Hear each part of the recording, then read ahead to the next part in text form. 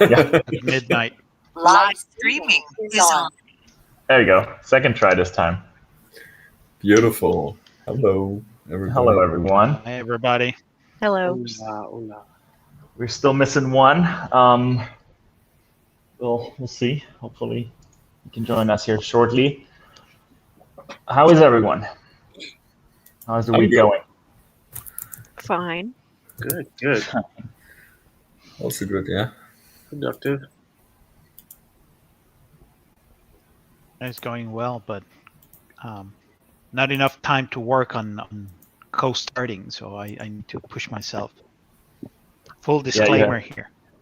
Yeah, you have a couple of other changes going on, right? So it's always trickier times when side projects fall behind. I understand that. Right. Oh, You gained one, but lost one. yeah. Well, that was an even switch. Hey guys. Oh man, Hi. I'm sorry. I just left accidentally the meeting. Justin, where are you? I'm in New York. Oh, you are? Yeah. He's in the next room. Man, you're traveling all the time. So Optionator is going so well. Yeah, it's taken off. I'm traveling worldwide on a promotional tour. Nice. Meetings on Wall Fifth Avenue. Street, right? Yeah. yeah, it's New York City. Cool. Hey, real quick, did the meeting invite change? The one that Steve sent me, you sent me a message there. It works, but isn't it the same as what it was? I joined it and said no one was in there. What? Yeah, I've had that issue. I'm not sure. Huh. It was Yeah, the just one in that I've my been history. using, I joined right before this and said I was the only one there. But it's the same link. Anyway. Oh, you know what? It had a pound sign in it. I think you changed it to remove the pound sign. Oh, did you have a bookmark or something? Yeah, I had that saved. Oh, maybe. But that's been a while ago then. Yeah. Well, all right. We're complete. How do you guys want to start? Should we just go over the list? Yeah. Anything extraordinary? Anyone wants to start with? Extraordinarily So sucking. maybe I'll start with my lack of action for this week. So I'm really sorry I didn't find the time to work on this, but I have to say I found something interesting too. It's keeping me not busy, but I'm helping my son. So he started playing the Roblox, and this game is kind of, think of, I don't know, the way I see it, like a Minecraft but with characters, right? Where characters interact with one another. What it's interesting about Roblox is that they give you this programming environment, and I've been helping him to create this world, right? But the cool thing about it is that there is like a marketplace where if you develop a world for Roblox, you code the interactions between objects and characters and the world, right? Then you can commercialize that. And I don't know what the economics of Roblox are, but I find that interesting. And maybe just to share a bit what I've been doing as I wouldn't even call it a side project, but just helping my son on that.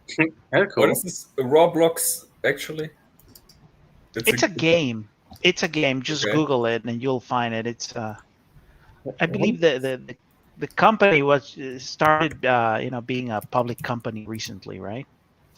Weren't they And actual like physical toy? I think they were. maybe they have some merchandise associated with it. Yeah, but it's pretty much like blocky characters and blocky worlds that. Yeah, so it's like that reminds me of Like Minecraft. Minecraft. yeah, that's what I was gonna say. Right. I thought you were gonna go with you built a Turing complete machine inside Roblox, or Right. Yeah. No, but I find it interesting that there are kind of alternative marketplaces where people can just, if you create something of value, you can sell that to customers, and they have their own economy within the game. There's Robux, they call it. So it's pretty much digital currency that you buy with real money. Then you get some of these Robux that you can exchange for stuff like I don't know, like a shirt or something like that, right? Some stuff that you can put into your character or you can use. But anyway, I just wanted to start, at least not to talk about what I didn't do, but just to share a little bit of what is getting my interest recently. So I actually never even knew that Roblox was separate from Minecraft. I always heard of it and just assumed that it was like I didn't even know Minecraft. I never even played it, but I just figured it was like a subset of it. Yeah, I'm not sure the relation, but I think these are just two different games, but they look alike. Yeah, that's absolutely right. Yes, to me they also look very similar. So maybe if I get serious about it, or my son does something there, I'll show you something real, some real live demo of the game. Sweet. I was immediately Googling like this Roblox, if they have some, I mean, you mentioned they have like some in-game currency, and I was wondering if they're using like some sort of blockchain technology for that already, but they apparently, I'm not quite sure. I mean, I just had now 2 minutes to Google it. No, it's more like credit. The way I see this is more like credits that you give $10 and right, they convert it into so many tokens, and then you can use tokens to buy stuff in the game. That's it. Yeah. I've heard about kids getting scammed out of their Robux. That's the only other thing that I've heard about. Oh, really? Yeah, they'll just send them a message saying, "Oh, your account's been hacked. You need to just transmit, like 10 coins or whatever it may be," and they do it because they're 6 years old. Yeah. Wow. Right.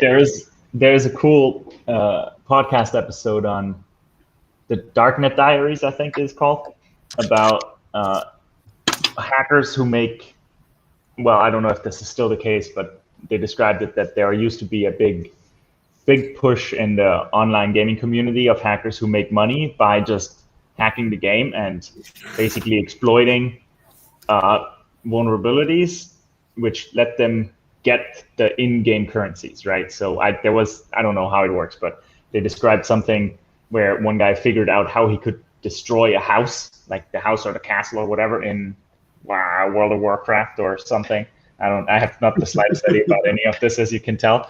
But anyway, right? So there was like a vulnerability. He destroyed the house, and then like all of the items that owner of that house in that world had would just be dispersed like in front of them, right, in that piece of the world, and he could just pick it up and just go away. Oh man. So it's crazy. Like apparently they made like hundreds of thousands of dollars a month doing this, right? And like it's a good episode. You guys should find it. Sounds like this big bad wolf, with the 3 piglets in their different houses. Yeah. Yeah, it's crazy. Bernie on the bed. She cute. What's up, Bernie? Burn. Bernie, you want to go for a walk? I have made more progress over the past week than I have. Well, so let's go to you then, Justin. How is it going with Option? Do they have any more sales? No, still at 6 sales. Up to just shy of 3,400 impressions and 165 product page views. So it definitely slowed down a bit since it originally launched. Since last week, did release another update with just almost a dozen new features, changes, and bug fixes. Which one of the reasons I did that is when coming up here to New York, I saw my dad, who has a Mac, he bought it and was using it, and he showed me some things that are like kind of walking through it, like, I don't know how to do this or how do you do this, and I was like, well, I'd never thought of that because I'm literally the only one who's looked at the interface and never even talked to a user of it before. So that gave me some great feedback, and I went that same day that I got here, made a whole bunch of changes and optimizations, and then released another update out the door. So I keep postponing moving on to the next project because I know that I said that I have really no passion or desire here with Optionator, but the more I keep looking into it, the more I just want to keep playing with it and tweaking it and updating it. So I already now have another new version, 1.2. I've got on the horizon, and I've got a handful of new features that I'm working on. And so I don't know if that's going to become a problem where I just turn into a black hole and continue working on this.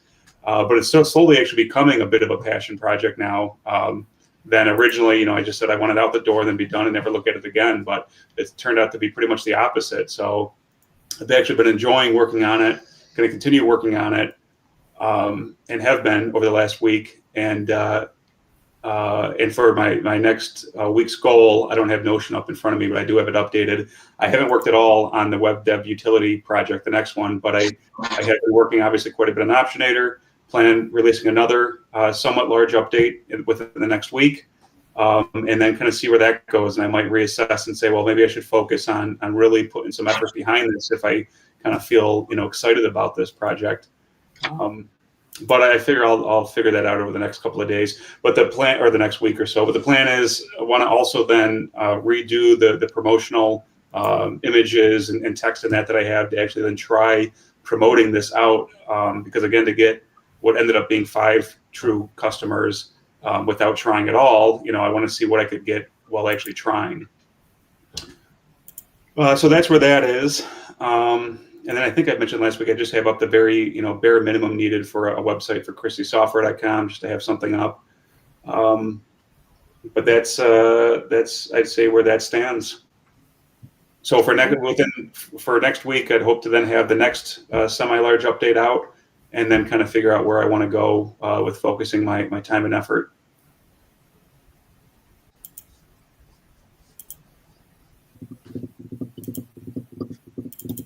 Any questions? No. Sounds good. How do you guys have no questions? I always have like 20, but I'm not supposed to be the one talking. But I do have one. So what do you think is attributing the excitement, right? Is it that it's now actually something, like that it's live, that there's customers, or is it something else? So I'd say it's exactly that, right? So if you go back to the mindset of when I told you guys, or I think it was because it was in the middle of one of our check-ins, I posted in Slack. I said, hey, finally got this pushed up to the App Store. And then I was in that mindset of, okay, I'm done. And now, tomorrow I'm going to wake up and I'll start on that new developer utility that I wanted to work on. Well, I woke up the next day, and for the hell of it, I don't even know why, because Apple doesn't send you notifications. I just logged into the App Store back door to look at the metrics, and I saw at that time it was within 24 hours had four purchases. I said, holy shit. So I said, and so I think it was that right there, just knowing it was like validation, if you will, that, oh wow, somebody actually wants this, because I thought for sure, I was adamant that there was not going to be a single purchase. So I think seeing that's what kind of then said, okay, well then it was a mixture of that, the excitement, and also like, well, people are using this, and I know it's kind of in shit condition right now. I want to spend some time and fix it up. But how does it work? Can you actually measure if people really use this, or if they just buy it because they think it's cool, and then they open it and maybe realize? I mean, no assumptions here, but I just. So you can request refunds, and I can see if it was refunded, and no one's refunded anything yet. So that's good. But there are a bunch of analytics that I should have had in place, and that I can put into place, like analytics libraries to install, so you can actually get some at least useful user engagement measurement. I don't have any of that. I never even thought of that until after the fact, and because Apple keeps it very anonymized, and essentially I just know that they're in the United States and that they're on a Mac, which is obvious. And that's all that I know from the customer base. So that is on my agenda as well, to put into a future version, so I can actually get some more information on if they're actually using it. Because again, you could still have somebody that bought it, thinks it's shit, and never use it. They just don't go through the process of a refund, and I would never know. So here, I think I'm doing a great job, and people are just too lazy to get their $2 back. So yeah, that's what I do want to get, is at least some more analytics that are more useful to see what the actual engagement is. So in these analytics libraries, is it something that you get directly, or do they go to a service that you can then log in to check those analytics? How does it work? So one of them uses Google Analytics. So it just connects up to that, and then you have to configure everything on what you want to see and capture, and create custom events, and then have them trigger. Okay, I see. Yeah, I don't know of And any that are standalone. Okay. And then Apple kind of authorizes the use of these third-party libraries, I guess. Right, right. Okay, all right. Cool. No, that's good. That's what it's all about, right? As long as you are passionate about it, I think it doesn't matter what the product is.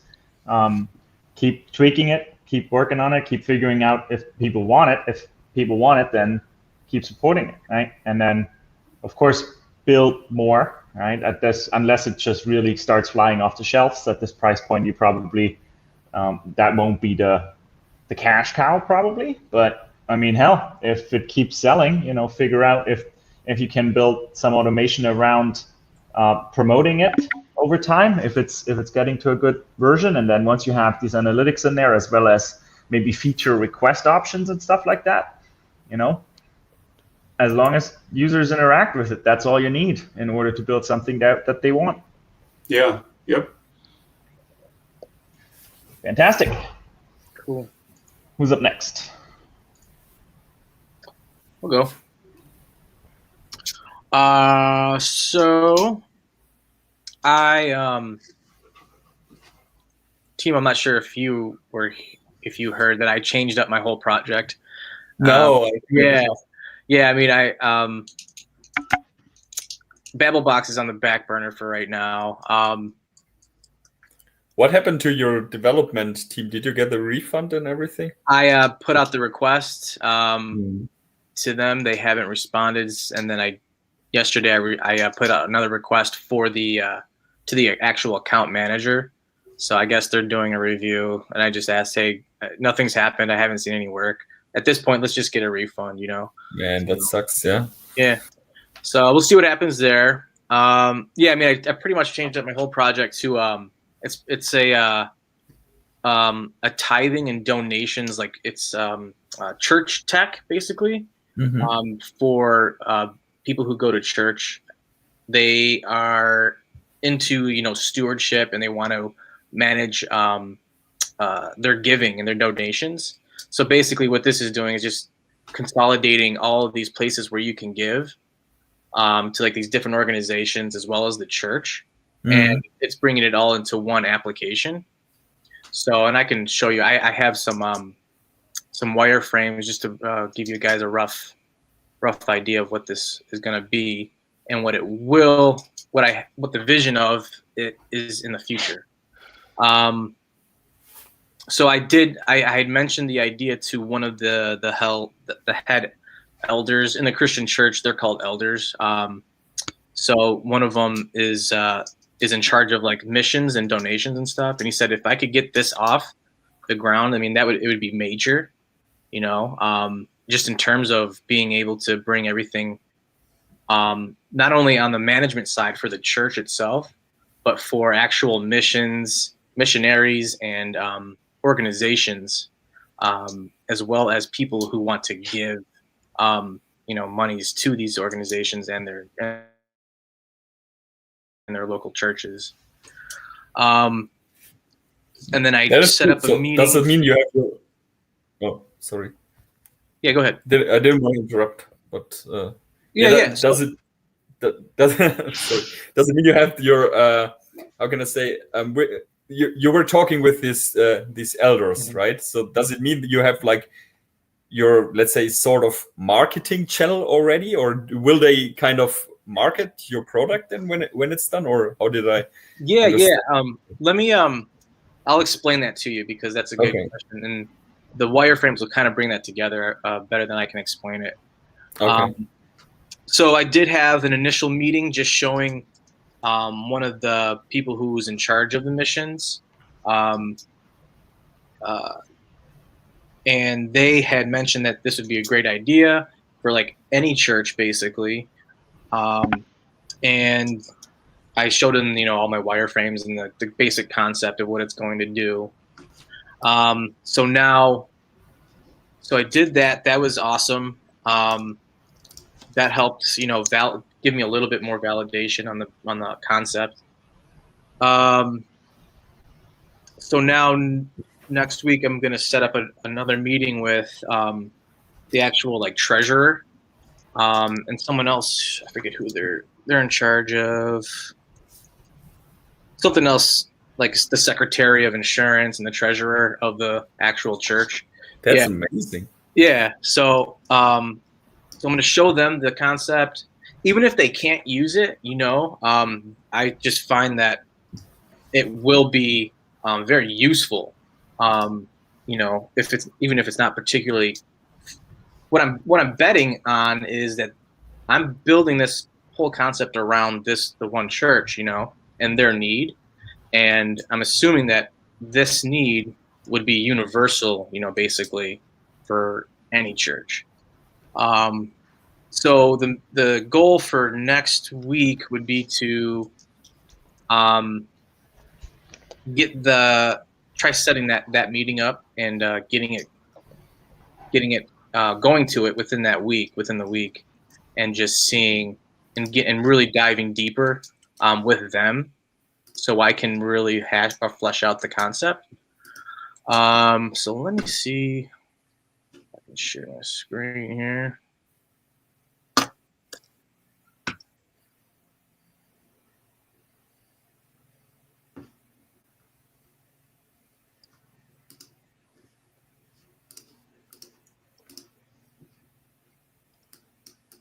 Can you guys see that? Yeah. Okay, cool.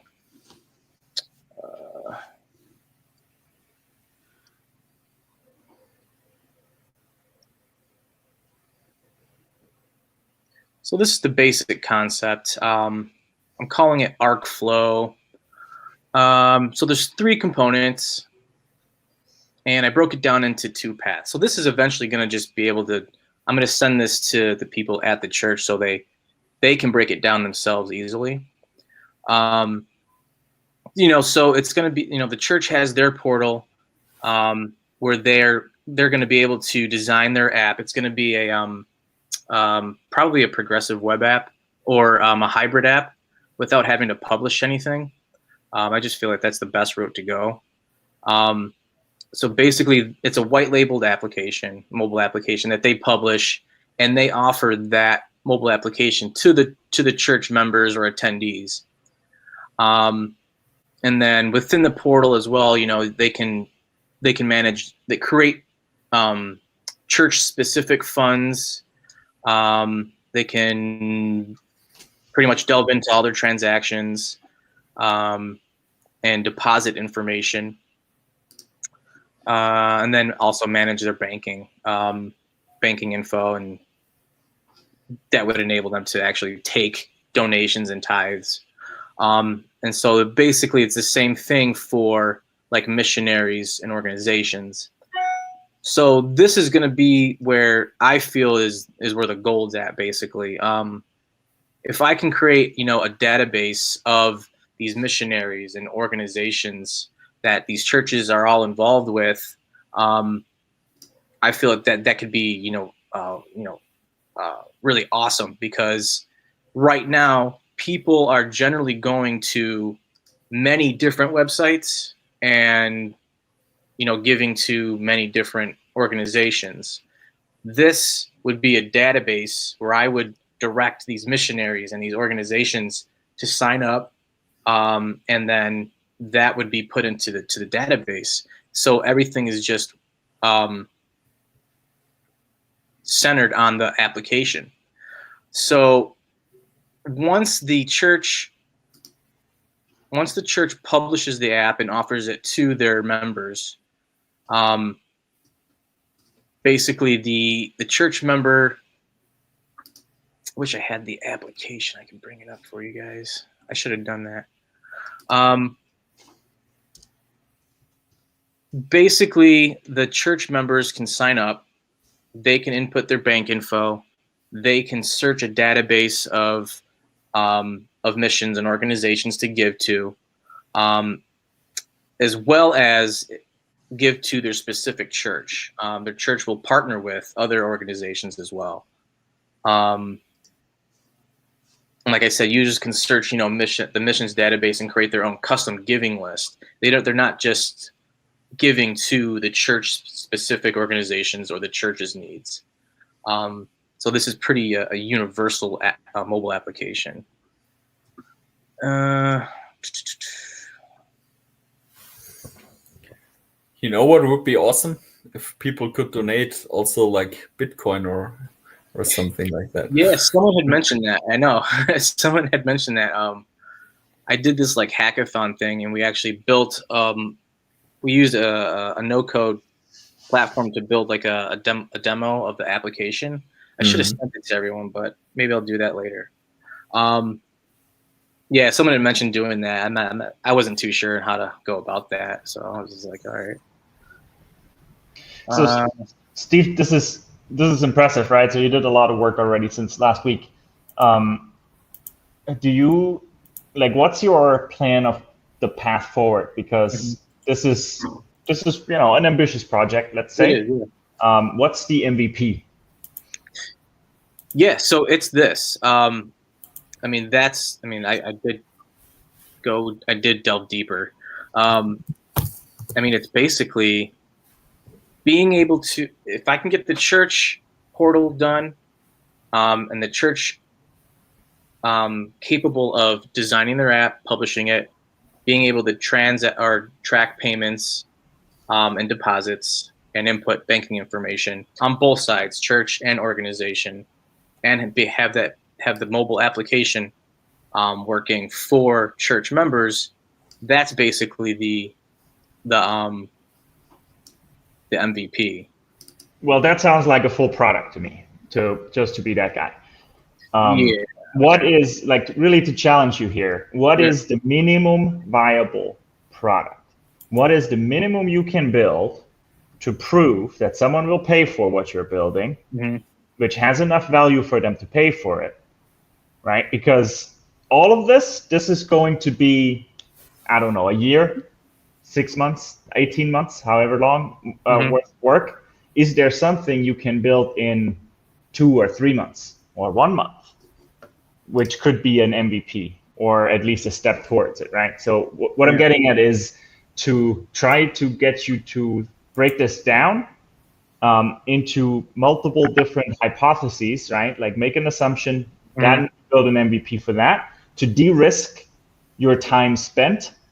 And there's some cost factor, right? Because if you set out to build all of this, especially now you're lucky because you have one customer you're already talking to, or your potential customer, but you still need to prove it with everyone else, right? So kind of think through that, what are those milestones, if you want? I have no idea. You have that answer right now. That's complicated, right? I think you're building that vision out right now, which is fantastic, and then once you have the full paper written, now write the abstract kind of thing, Okay. But you can just talk to these elder guys and ask them, no? Yeah. Just ask, what would you need right now in order to get started as soon as possible, or something like this. Right. Of course, they will tell you this and everything and here and whatever, but then you can maybe, I don't know, pinpoint them to a more specific answer. Yeah. Yeah, that was the biggest need, and what's your biggest risk in this entire thing too, right? If you can de-risk your biggest obstacle or your biggest uncertainty early on, then you have a much clearer path. Yeah, so the reason this came up is because the church actually is very traditional, or they just don't know what to do and how to manage the donations. It's very I get a check in, and then that's being transacted through so many hands at this point. So on the back end, they need something that can manage that they can see, this money is going to that. Minus receiving actual tender and checks. This whole process would open up to the younger churchgoers that are there now. So there's the pipeline. There's a pipeline for them. And then 2, it would it would allow for definitely a better visual way of managing this whole process. Because right now they're like working out of a, they receive the money in a wooden box, and they work out of Venmo to take donations now, which isn't efficient. And also a spreadsheet, and I'm not even sure what that even looks like. So that's why I'm assuming that an MVP would need to have at least something to track payments, take payments, and then have the mobile application be able to do the same thing, you know, and that without even using that huge database that I'm thinking about. Right. Yeah, I think and this is nice because you already have a clear cut, and we can dive deeper into this, but like maybe if you have more time in the end. But one more thought. There is now you're getting there from your thought process, right? Like, okay, payment, right? Donation seems to be the core you want to focus on first. Then, therefore, forget about the entire right side of your first picture you showed us, right? For now. And then even in there, do you need a mobile application, or can it simply be arcflow.io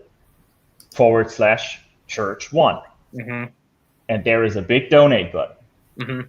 Right? Or I don't know, something like that, right? Like, and it's not going to be perfect. It's not going to be what they would really want to have or what you would want to deliver. But if that's their biggest pain point, build that, because that can be built fairly quickly, easily with no-code tools.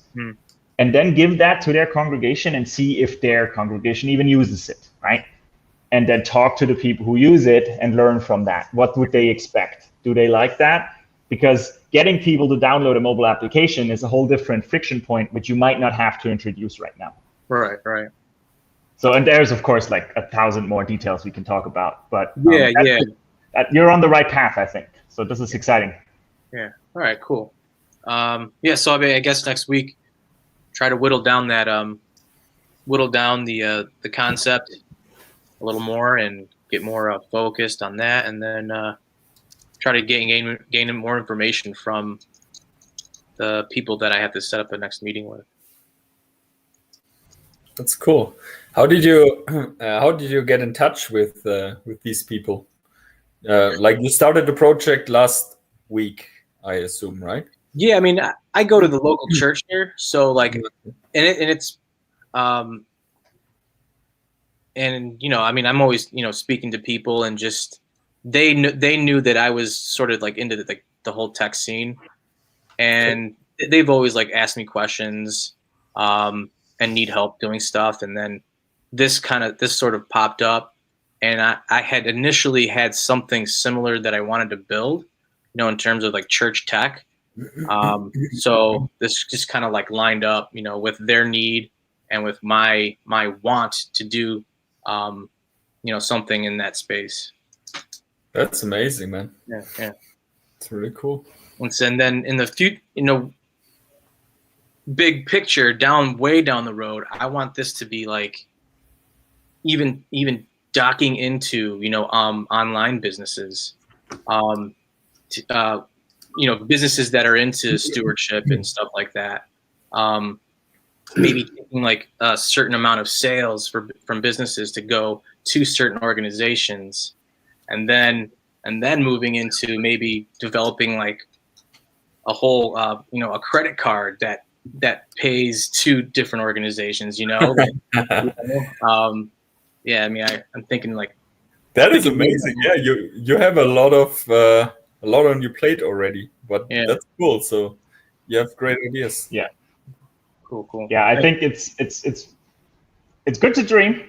Yeah. As long as you can break it down into weekly actual milestones, right? Don't start with the credit card thingy. Right. Yeah.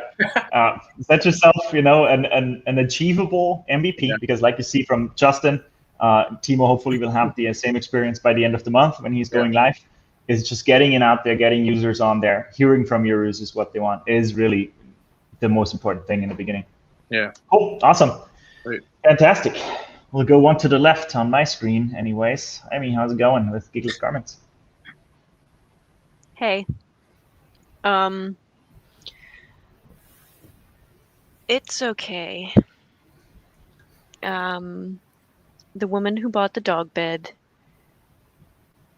had some issues, and I've already been through the stages of grief about it. It's fine. It wasn't for a dog. What issues? It was too small for her. Well, so of course she was very dramatic. People who have a problem with their orders are always super dramatic, but basically I took like this foam and I cut it up really small and used it as padding, which I haven't been doing recently because I don't think it's the best. And she said it's not the best, and that she had to take all the stuffing out of the bed and restuff it with an old pillow. Why? Because it wasn't good enough for her dog. But she sent me a picture, and it was like her dog is like a German Shepherd and is a very small bed. So I also think we had misaligned expectations about what sort of animal that the small bed would be used for. Because yeah, if you put a German Shepherd on that bed, it's not gonna like support them. I was thinking of it as like a cat bed or like a very small dog. So was she trying to ask for a refund, or? She didn't. She actually didn't. She was really nice. A little condescending, but really nice.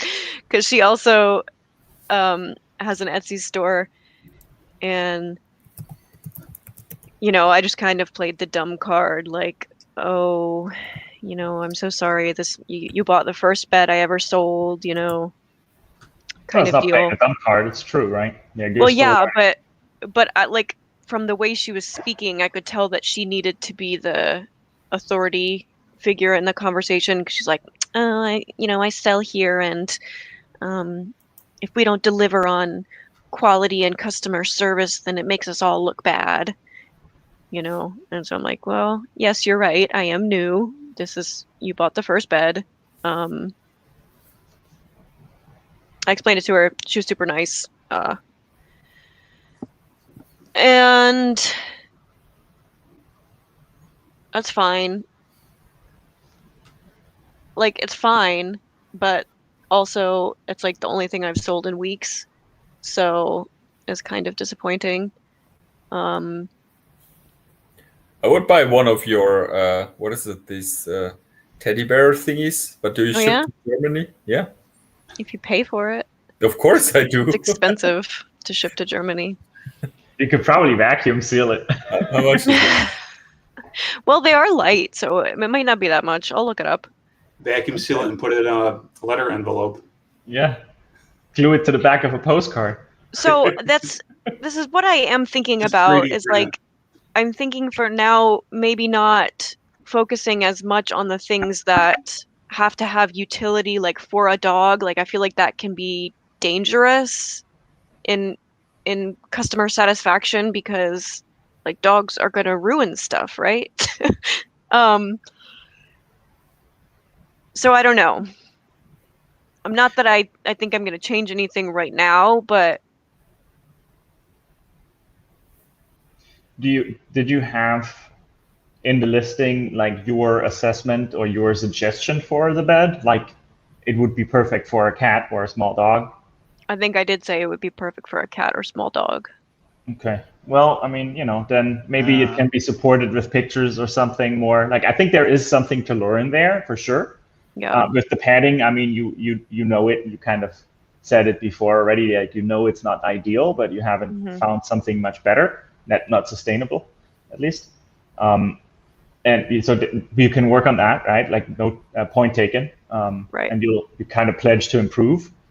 And then from the expectations, I also think there's probably something to learn, right? It sounds like, and no matter how the interaction with an individual customer is, 2 days later you're over that, and then you're looking at it objectively and kind of just see, okay, if I was her, what would I have read, kind of thing, Like, if you have you got a lot of information from her, it sounds like, which is great, right? So like, really, let's dive deep into that and kind of figure out every single detail, right? And then I think an easy thing to do, I told you earlier, is just offer them store discount for their next order, right? As a little bit of thank you for the feedback or something like that. Don't give them a refund or anything for free, but store discount for their next order to try to say, hey, look, I changed the method. If you want to buy another dog bed, it's a little bit cheaper now, or something like that. Yeah. So I was going to say that I think it has happened to me more than once that you buy something on Amazon, and of course they specify the size and dimensions. You just, what you get is like you never read those specs. So I think it's hard for the customer who's, let's say, just trying to find one thing. You like it in the picture, you don't bother to check how big it is, and then you just order it, and when it comes, it's just a miniature thing. And but once you go that's back your to fault. the, Like, once you you go bought back the to thing. exactly. Right, but I think it's a problem from the customer side that you don't read the fine print. I think not many people do, right? Of course, after it happens to you a couple of times, you learn to read that fine print to be very to make sure that it's what you expect. But yeah. Well, I mean, I don't know if it was something like that because I was focusing on like being very apologetic so that she didn't ask for her money back, because I literally made $14 on this bed that took me an hour and a half. So I didn't make hardly any money to begin with. If she asked for her money back, then I would make negative $20. So yeah, I guess all of that just to say that I just wanted to be as nice as possible and wrap it up and do whatever she wanted me to do.